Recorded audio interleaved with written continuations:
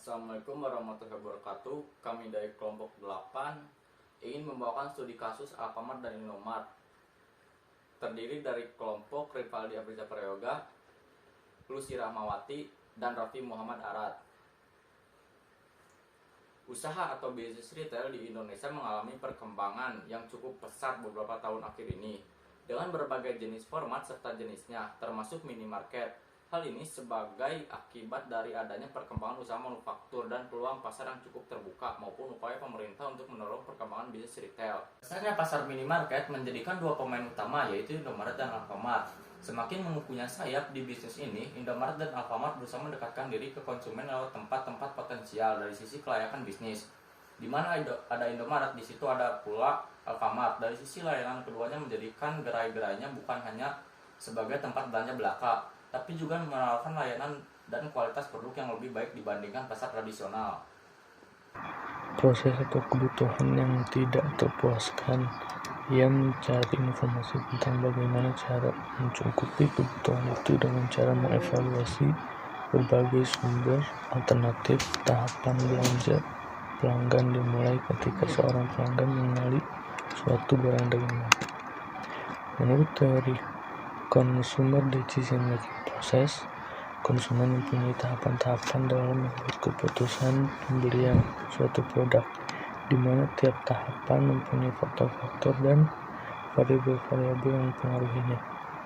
Pengetahuan tentang tahapan, faktor, dan variabel yang mempengaruhi pembuatan keputusan belanja di gerai retail sangat diperlukan untuk memberikan arah bagi kedua retail yang berdampingan tersebut untuk menentukan rencana pemasaran yang dilakukan agar konsumen memutuskan tempat belanja di gerai mereka masing-masing.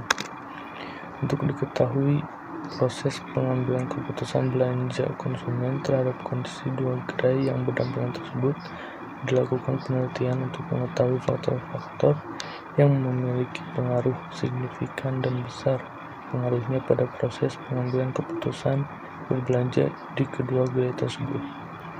Demikian juga persamaan regresi yang akan terbentuk yang dapat membantu masing-masing retail dalam menentukan strategi pemasarannya.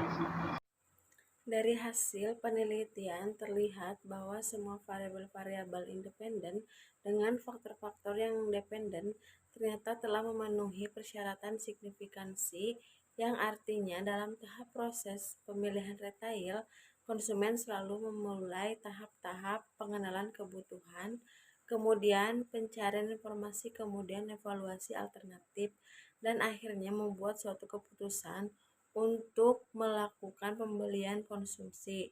Meskipun pembelian konsumsi yang dilakukan sebenarnya termasuk kategori involvement. Strategi pemasaran yang akan dilakukan tetap harus memberikan perhatian yang berimbang terhadap masing-masing tahap dalam consumer decision making process, sehingga dapat mencapai hasil akhir yang akan diinginkan, yaitu keputusan konsumen untuk memilih gerainya masing-masing.